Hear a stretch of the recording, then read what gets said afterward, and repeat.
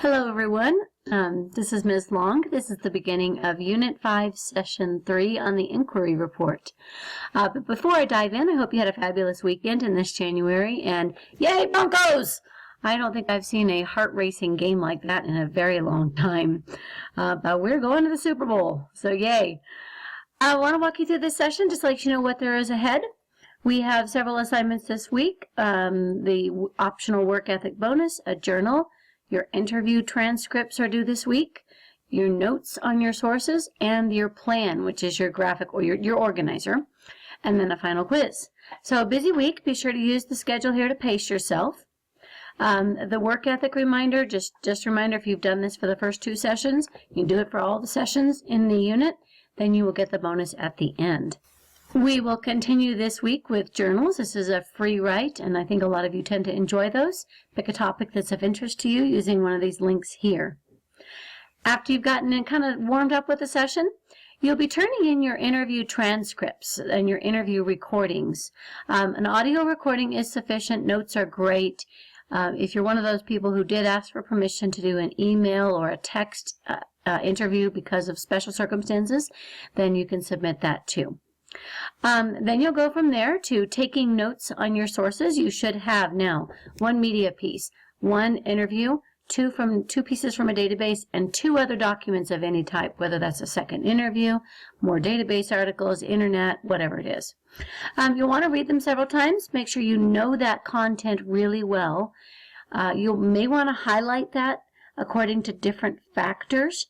And these highlights here, the genetic factors, social pressures, and family patterns as they relate to teen suicide, those are the kinds of things you would use when you take notes as key points. But you'll want to at least familiarize yourself with your research first, and then you'll go from there to taking notes in the Cornell style. This is from Cornell University. It's a 2-column note-taking system that can help you in your other classes as well as English, and I'd like you to give it a try as you look through your sources. Basically, you're going to put your main idea or key point on this side here and details on this side. And those details, remember, are going to be phrases, not whole sentences, not excerpts from the text. If you do use a quotation, make sure that your quotation marks are around it to show that those words come directly from that book, from that source. And that will help you avoid plagiarism later. And then at the bottom of your Cornell notes, you're going to give a summary in your own words of what this whole source was saying about your topic. So there's a good example here from a student from last year. You can check that out and then use this template here to create your own note format, 2-column notes for your sources. And when you turn this in, you should have 1 page for database source 1, another page for database source 2, another page for document 1, document 2, and the media piece. So you should be turning in 5 pages worth of notes. So that will give you lots to work with then when you go to write.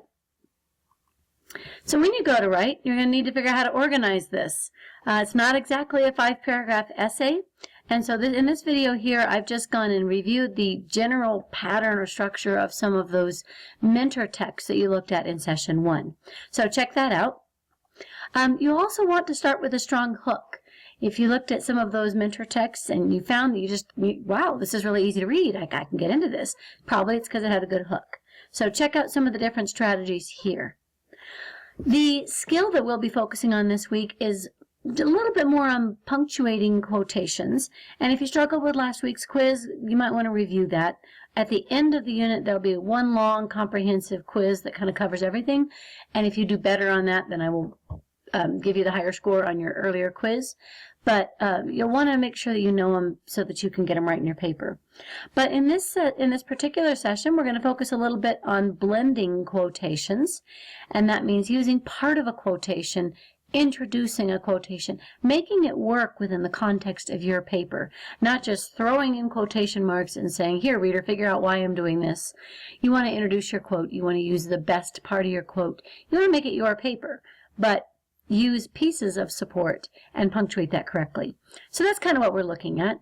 We'll get into long quotations here, block quotations, using ellipses to shorten a quotation, quoting quotations from another source when you use quoted in and so forth. And then you'll want to give that some practice before you take the weekly quiz.